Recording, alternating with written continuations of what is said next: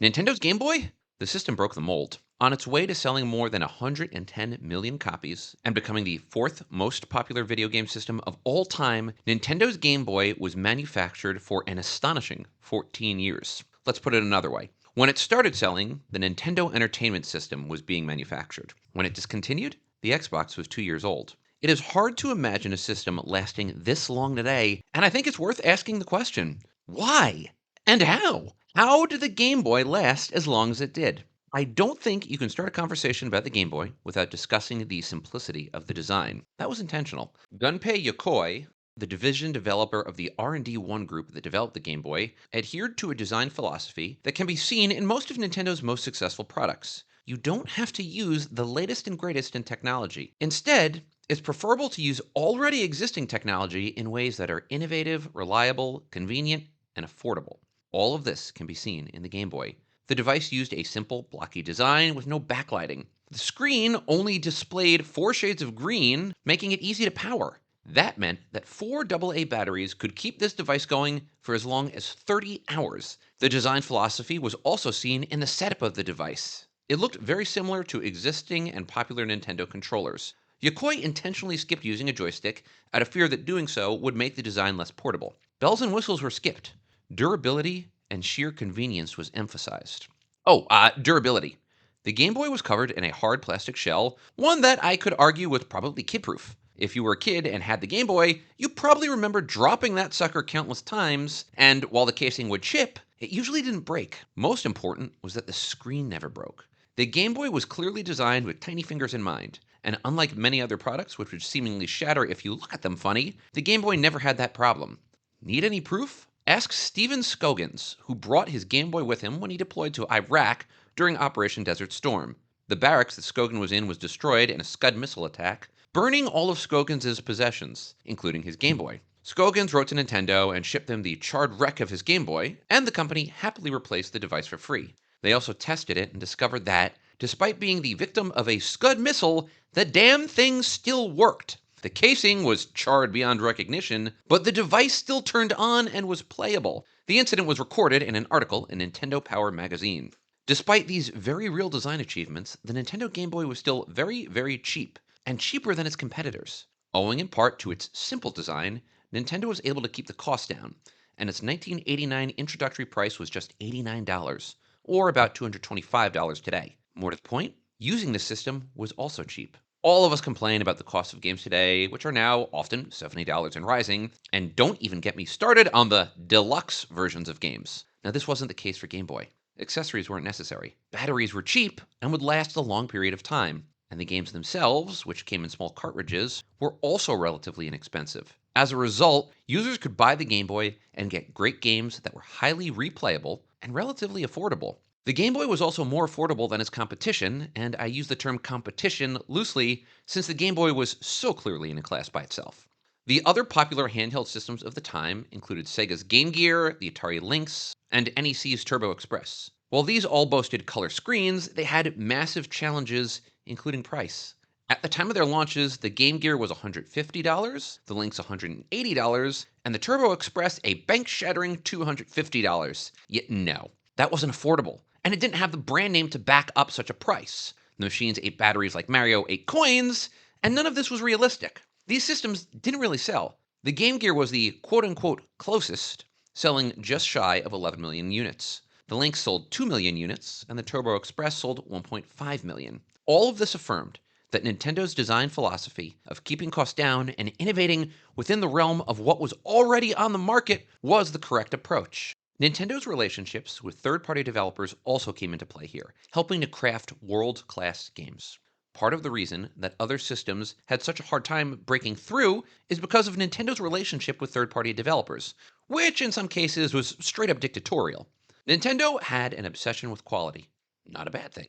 They retained the ultimate right to license games, and their contracts with third-party developers had stipulations about quality and content. All well and good. However, in order to protect that quality, Nintendo limited the amount of games third-party developers could create to 5 a year. Even worse, Nintendo had exclusivity contracts that required third-party developers to not develop games on any other system. This might sound awful, but it worked. Again, look at the sales numbers. Why would a third-party developer even bother working with any other system? As a result, Nintendo could continue to lean on Rockstar and experienced outside studios, including Bandai, Konami, Enix, Capcom, and more. Nintendo also benefited from a robust library that included 1,042 games. Many games were ports of existing games, including games like Dr. Mario, Golf, and Tennis. However, that wasn't the case for every game, and that was another smart thing that Nintendo did. They invested in original games that were Game Boy exclusives, including Super Mario Land, Donkey Kong Land, and a series of Wario games. Game Boy wasn't an afterthought for Nintendo, and certainly not the way that Game Gear was for Sega. Nintendo invested heavily in the system, more on that later in the video, and they treated it like its own intellectual property. That included a real investment in creative characters. Among many others, everyone's favorite villain, Wario, first premiered on the Game Boy. I would argue that Nintendo's investments in game development is one of the most important reasons that the Game Boy was so successful. Two games in particular are worth special mention, since they are the two games that sold the best on the Game Boy and ultimately helped send the system into the stratosphere. The first, of course, is Tetris, and you cannot discuss the Game Boy without discussing Tetris. Tetris is the second best-selling Game Boy game of all time, with 36 million units sold. After seeing the game, Nintendo president Minoru Arakawa became convinced that the game was perfect for the system. He was right. It was simple, easy to render, highly playable, and easy to understand. Starting in 1989, Tetris was a pack-in game for the system in every region but Japan. This was a brilliant decision. The game helped to move Game Boy systems by itself, and it introduced Game Boy to new casual players. The game was so easy and enjoyable that it actually brought many non-gamers to the system. Like the Wii, this meant that Nintendo's Game Boy was occupying non-traditional gaming spaces. For example, a 1995 survey found that 46% of Game Boy players were women, much higher than the original Nintendo, which had only 29% female players, and even higher than the Super Nintendo, of which only 14% were women. Of course, there's also Pokemon. Remember, Pokemon was a Nintendo creation. It first premiered in Japan in 1996 as Pocket Monsters Red and Green. Blue came out later in the year, while Pokemon Yellow was released in Japan in 1998, making its premiere in other parts of the world in 99 and 2000. Many aspects of Pokemon were standard to role-playing. You're a Pokemon trainer crossing the region of Kanto, where your goal is to become the champion of the Indigo League. You do this by battling gym leaders and collecting Pokemon across the world. Right, collecting Pokemon. Nintendo did something genius. There were 151 Pokemon in the original Pokédex, your Pokemon Encyclopedia, and you couldn't compete your Pokédex alone. To do that, you had to use the Game Link cable and battle or trade with friends. The genius of this is that it turned Pokemon into a social experience rather than an isolated one. You had to use the Game Link cable and talk with your friends about getting and trading Pokemon.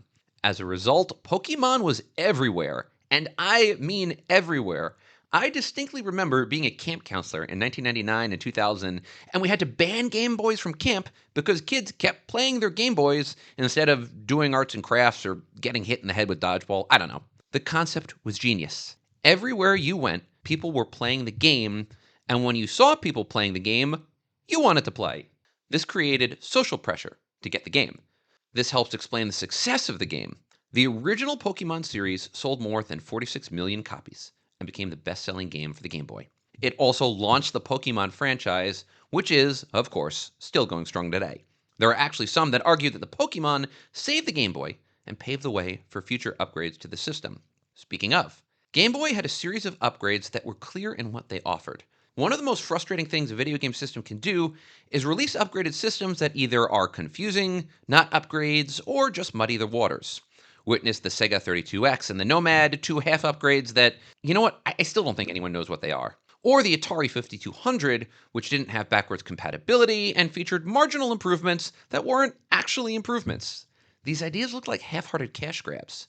Nintendo never fell into that trap, sticking to the strategic objectives of getting the most they could out of existing systems, and only issuing upgrades when there was actually a reason to do so. The original Game Boy did have some cosmetic alterations, witness the Play It Loud edition, but the system didn't change significantly until 1996 when Nintendo released the Game Boy Pocket. That system was slimmer, featured a black and white screen instead of the green tinted screen of the original Game Boy, and ran on two AAA batteries. The battery life was reduced to 10 hours over the original 30, but it ran on fewer batteries that were also less expensive, so it was kind of worth it.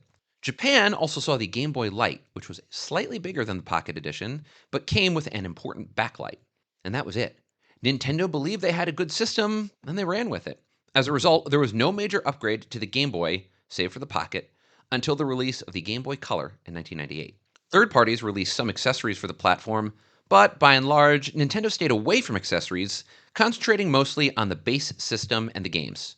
Accessories included a backlight, a 4-player adapter, a camera and printer, and the Super Game Boy, which allowed Game Boy games to be played on the Super Nintendo.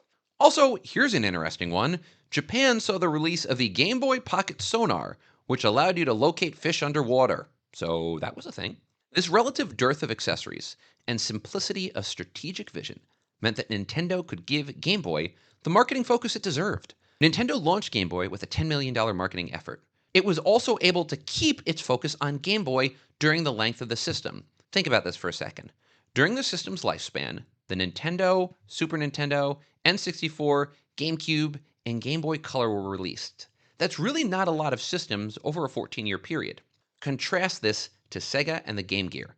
During the Game Gear's lifetime, Game Gear had to compete for fewer marketing resources with the Master System, Genesis, Sega CD, Sega Pico, 32X, Sega Saturn, and the Nomad. Many of these systems overlapped each other, and Sega's strategic drift meant that the Game Gear never got the support it needed. That was never a problem for the Game Boy. The reason the Game Boy was successful was because Nintendo made strategic choices that helped grow the system. It kept it clean and simple. It didn't release confusing competitors that cannibalized their customers. It made great games with existing affordable technology. It used its existing partners perfectly, and it knew what the Game Boy was supposed to be. All of this created a highly profitable system, one that is so fondly remembered by so many of us today. And that is it for this edition of Almost Something. As always, I hope you enjoyed. If you did, please like and subscribe. Seriously, those two things do a big job of helping this channel grow. And also, make sure to click on the other videos that the almighty YouTube algorithm has selected for you. Have a wonderful day out there. And as always, I hope you liked watching this video as much as I liked making it. Take care, folks.